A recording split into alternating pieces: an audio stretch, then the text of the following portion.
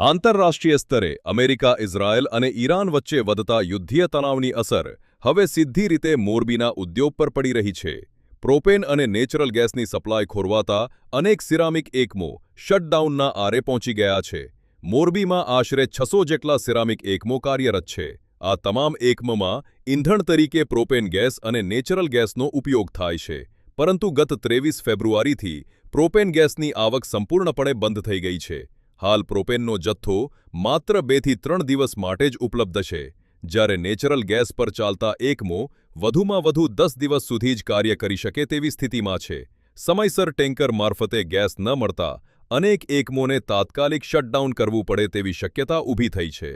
અમે લોકો propane gas ચલાવતા, પણ લાસ્ટ 23 તારીખે સાઉદી અરેબિયાના અલ જુમેના પોર્ટ પર એક મોટો એક્સિડન્ટ થયેલો, જેના કારણે તે લોકોએ ફોર્સ મેજર ડિક્લેર કરી અને સડનલી ત્યાંથી લોડિંગ બંધ રાખેલું. તેના હિસાબે ઓલરેડી ફેબ્રુઆરી એન્ડથી જ પ્રોપેનની શોર્ટેજ વર્તાવા લાગી હતી. પણ એવું હતું કે માર્ચ આવતા આવતા ધીમે ધીમે સ્ટેબલ થશે, પણ ત્યાં આ વોર સિચ્યુએશન આવી છે, જેના હિસાબે પ્રોપેન અવેલેબિલિટી આજે છે નહીં.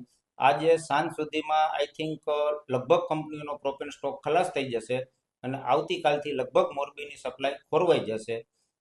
સાથે સાથે ગુજરાત ગેસમાં પણ લોકોએ નવી એમજીઓ માટે એપ્લિકેશનો કરેલી, પણ જે ગુજરાત ગેસ દ્વારા એક્સેપ્ટ કરવામાં આવેલી નથી. અને ગુજરાત ગેસની માહિતી મુજબ મળતી મને માહિતી મુજબ કે જે લોકોના અત્યારે ઓલરેડી એમજીઓ કરારમાં ગુજરાત ગેસ ઉપર કંપનીઓ ચાલી રહી છે, તેમાં પણ 40 થી 50% આવતા દિવસોમાં કટોતી આવવાની શક્યતાઓ છે.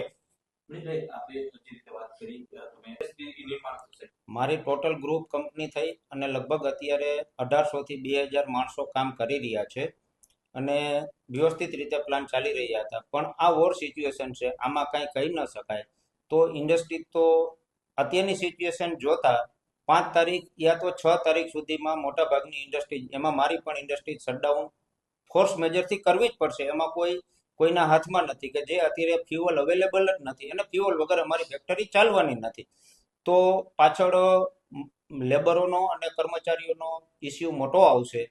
અમારા પ્રયત્નો રહેશે કે શક્ય હોય ત્યાં સુધી અમે લેબરોને સાચવી રાખશું, એને સપોર્ટ કરશું. પણ જો યુદ્ધની પરિસ્થિતિ બહુ લાંબો સમય ખેંચાય તો ઇન્ડસ્ટ્રી એટલો લાંબો સમય સુધી લેબરોને સાચવી શકે નહીં. હાલ સિરામિક ઉદ્યોગની કઈ રીતની પરિસ્થિતિ જોવા મળી રહી છે? ઈરાન ઇઝરાયલનું જે યુદ્ધ અત્યારમાં હાલમાં ચાલી રહ્યું છે, એની બહુ મોટી અસર સિરામિક ઉદ્યોગ ઉપર પડશે એવું અમને દેખાઈ રહ્યું છે. કારણ કે સિરામિક ઉદ્યોગ માટે ફ્યુલ ઇમ્પોર્ટન્ટ છે.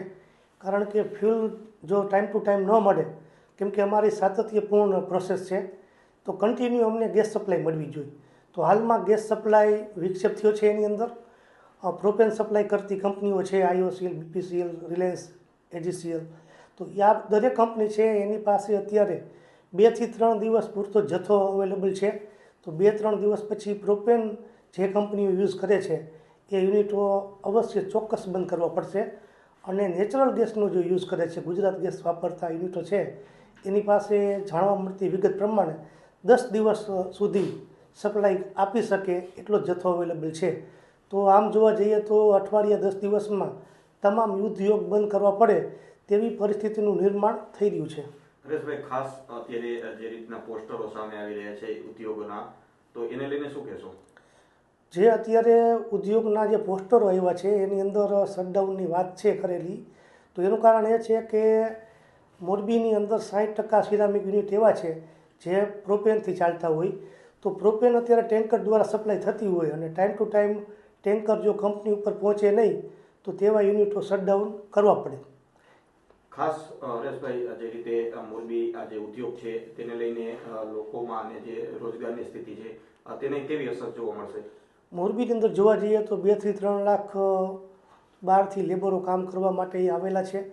તો જો યુનિટો બંધ થાય, ઉદ્યોગ બંધ કરવા પડે, gas supply time to time ન મળે, ગેસ સપ્લાય ન હોય તો અમારે ચોક્કસ યુનિટ બંધ કરવા પડે. આ યુનિટો બંધ થાય તો જ્યાં લેબર જે બહારથી આવેલા છે તેની રોજગારી ઉપર મોટા પ્રશ્નો ઊભા થશે.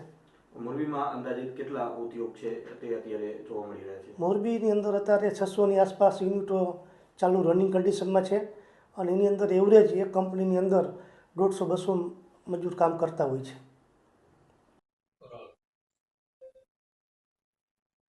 મુકેશભાઈ, હાલ જે યુદ્ધની સ્થિતિ સર્જાણી છે એને લઈને સિરામિક ઉપર પણ માઠી અસર થવા પામી છે. ખાસ કરીને ગેસની વાત છે, તેની સપ્લાય અત્યારે જે તૂટવા લાગી છે, શું કહેશો? જી, હાલ મોરબી સિરામિક ઇન્ડસ્ટ્રીમાં ફ્યુલ તરીકે તો પ્રોપેન ગેસ અને નેચરલ ગેસ વપરાય છે. હવે જે પ્રોપેન ગેસની આપણે વાત કરીએ તો જે હોર્મુઝ સ્ટ્રીટ ઉપર અત્યારે ઈરાને સપ્લાય ત્યાંથી બંધ કરી રોકી છે, એ હિસાબથી પ્રોપેન અત્યારે આવકમાં નથી કોઈ શિપ, અને જે આવી છે એ કોમર્શિયલ માટે ભારત સરકારે ફાળવી છે. એટલે ઇન્ડસ્ટ્રી માટે પ્રોપેન ગેસ વધીને 24 કલાક ચાલે એટલો છે એવું અમને જાણવા મળ્યું છે. તેમજ નેચરલ ગેસની આપણે વાત કરીએ તો ગુજરાત ગેસ દ્વારા પણ જે સપ્લાય થઈ રહ્યો છે, આજ મોરબીમાં 17 લાખથી 20 lakh cubic metre per day supply થતો હતો. પણ હાલ અત્યારે હોર્મુઝ સ્ટ્રીટને હિસાબથી અને નેચરલ ગેસનું ઉત્પાદન પણ ઠપ થયું છે અત્યારે ગલ્ફમાં. એટલે તે પણ હવે સપ્લાય કદાચ વધીને 3-4 દિવસ પછી એમાં 50%નો કાપ આવશે એવું લાગે છે અમને. જો 50%નો કાપ આવે તો 50%ના કાપમાં ઇન્ડસ્ટ્રી પ્રોડક્શન કરવું એના માટે મુશ્કેલ છે.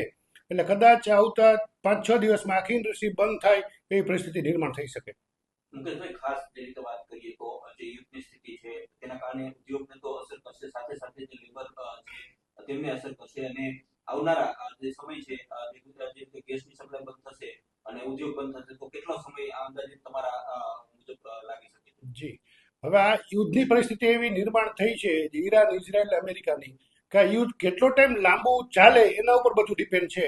જો યુદ્ધ વધારે ચાલ્યું લાંબુ, ટ્રમ્પે જેમ કીધું કે 4-5 અઠવાડિયા ચાલશે, તો આની ઇમ્પેક્ટ સિરામિક ઇન્ડસ્ટ્રી ઉપર, મજૂરો ઉપર ખૂબ જ ગંભીર અસર ઊભી થશે, અને 2 મહિના કદાચ સિરામિક ઇન્ડસ્ટ્રી આમાંથી ચાલુ પણ ના થઈ શકે.